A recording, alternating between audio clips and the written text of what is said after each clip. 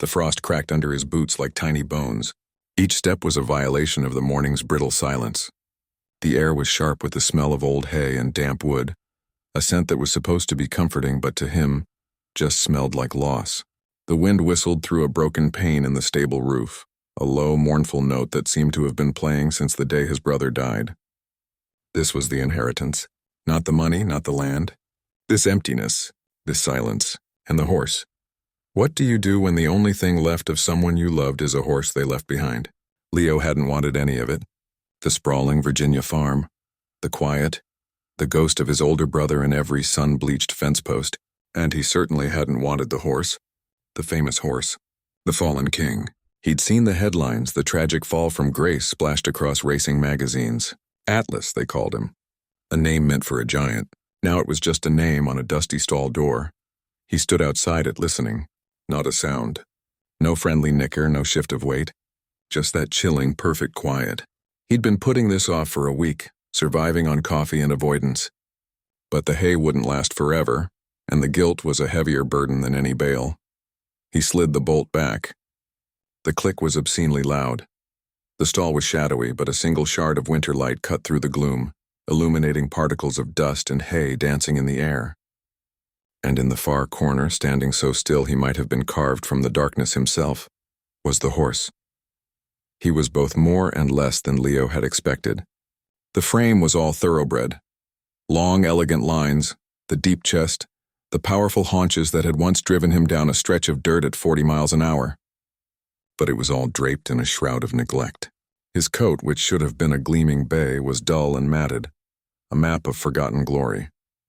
His mane was a tangled mess littered with bits of straw, but it was his eyes that stopped Leo cold. They weren't wild or angry. They were simply gone. Two deep liquid pools of apathy. He looked at Leo not with fear, but with a profound, weary recognition of yet another human who would eventually go away. Leo's own grief felt like a shout in his throat, a raw, angry thing. This was a silence, a void. It was somehow worse. He didn't speak. Words felt useless here. He just moved slowly, his own body feeling clumsy and loud, and forked some fresh hay into the rack. The horse didn't flinch, didn't even blink. He just continued to stare at the wall as if Leo were merely a change in the light. This became the ritual. Every morning Leo would come. He'd muck out the stall while Atlas stood in his corner, a statue of indifference. Leo would talk sometimes, not to the horse, but to the silence. He'd mutter about the weather, about a loose board on the fence, about the price of grain. He was narrating his own loneliness to an audience of one who refused to listen.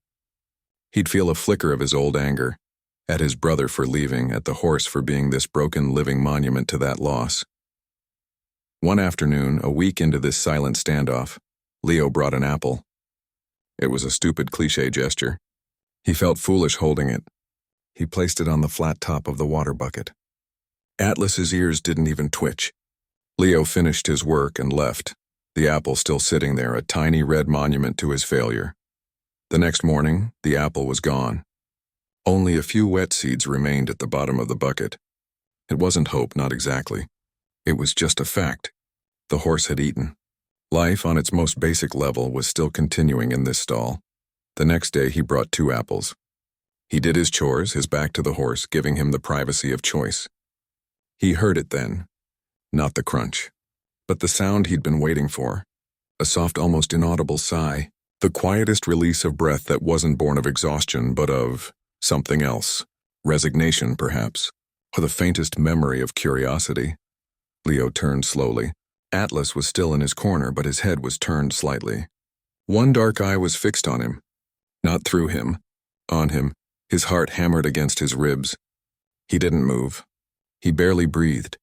He reached into his pocket, his movements slow and deliberate, and pulled out the second apple. He held it flat on his palm, an offering. The horse's nostrils flared once, twice, pulling his scent from across the stall.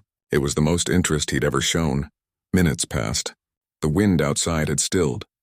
The world had shrunk to this stall, to the space between a man's outstretched hand and a horse's sealed-shut heart. Then a single step. The rustle of straw under a hoof. It was the loudest sound Leo had ever heard. Another step, and another. Atlas moved not with his old, thunderous grace, but with the delicate, hesitant steps of a creature, learning the world anew. He stopped a foot away, his head towering, his breath warming the air between them.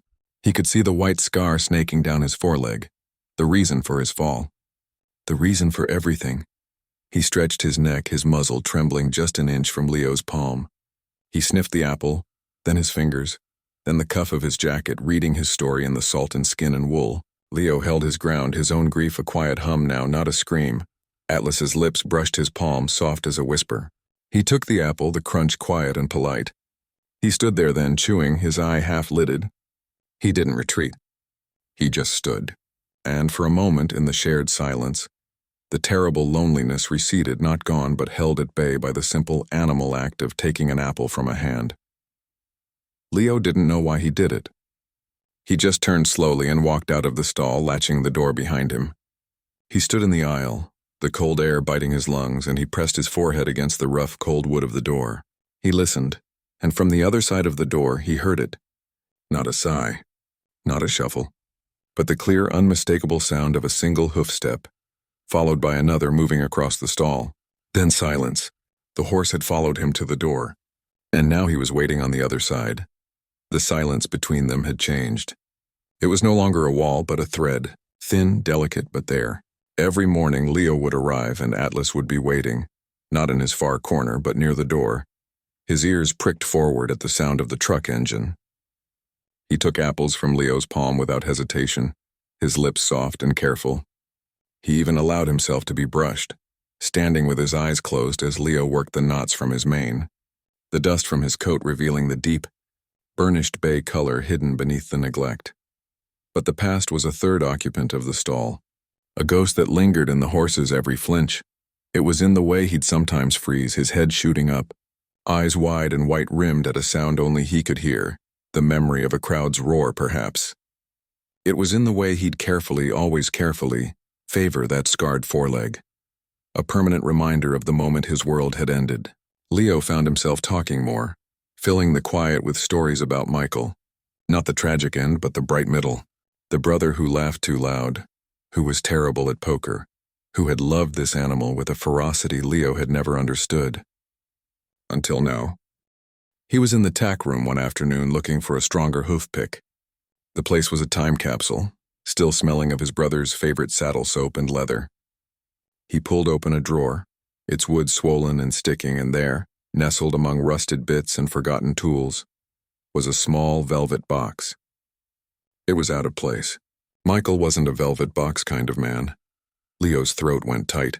He lifted the lid. Inside, resting on a bed of faded silk, wasn't jewelry. It was a tiny, crudely braided necklace. 2 braids, one of coarse black horsehair, the other of fine, sun-bleached human hair intertwined into a single cord. Michael's blonde hair, and Atlas's tail. A child's promise. A brother's secret. A token made not for show, but for the sheer, simple need to be connected. The sob that left Leo's body was a physical thing, torn from a place so deep he didn't know he owned it. He fell back against a saddle rack, the little box clutched in his hand, the weight of it crushing him. He wasn't just grieving his brother anymore. He was grieving the inside jokes he'd never been part of, the quiet bond between man and horse he'd been too jealous to see. The love that had been so immense it needed a physical token to hold it. He had been on the outside his whole life, and now he was the sole keeper of a legacy he'd never understood. The tears were hot and silent, a storm of regret and loneliness and love that had finally found its release. He didn't know how long he sat there on the dusty floor. But a shift in the light made him look up. Atlas was there. He had pushed his stall door open. It had been left unladdered, and now stood in the doorway of the tack room, his huge body filling the frame. His head was low, his ears soft. He wasn't alarmed. He was watching Leo, raw and exposed, didn't move. He just cried, the little braid pressed to his chest. The horse took a step inside, then another.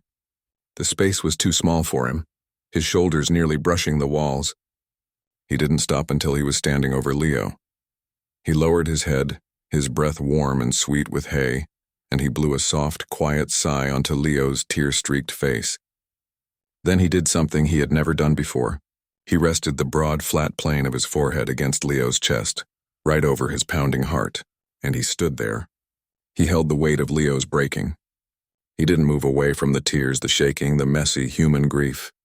He leaned into it. He absorbed it. This creature, who knew more about falling and breaking than anyone, simply stood as a living pillar, offering the only thing he had, his presence. A silent testament that some breaks could be endured, that you didn't have to hold the weight alone. The storm passed. The tears slowed. Leo's breathing evened out. He lifted a trembling hand and laid it on the horse's neck, feeling the solid, steady pulse of life beneath the skin. Atlas lifted his head, gave one slow, deliberate blink, and then turned and walked calmly back to his stall. Weeks bled into months. The sharp winter light softened into the gentle gold of spring. The farm was no longer a place of ghosts, but of slow, deliberate work. Leo's hands, once soft, were calloused.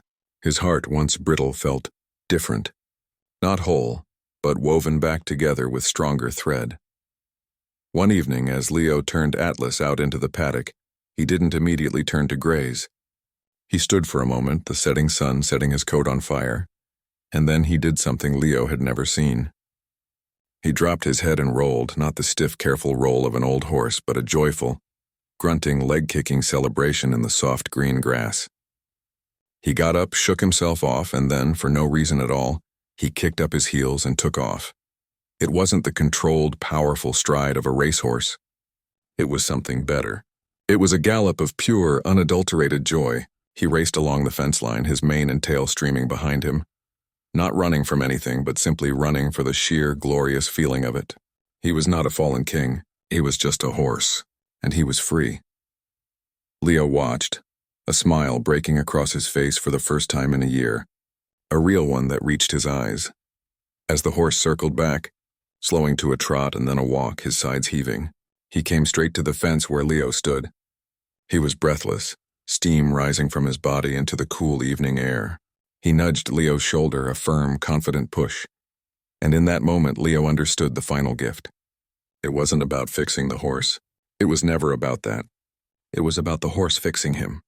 Atlas had been the keeper of Michael's love, the last living thread, and he had patiently, silently woven that love around Leo's broken heart until it was strong enough to beat on its own again. He had been the bridge between two brothers long after one was gone. Sometimes the ones who carry you are the ones no one else saw coming. If this story found a place in your heart, then you belong here with us. Subscribe to the channel and leave a comment below telling us what you felt. Don't forget to press the bell icon so you'll be here for the next story, the next journey, the next moment that might just change everything. Thank you for watching.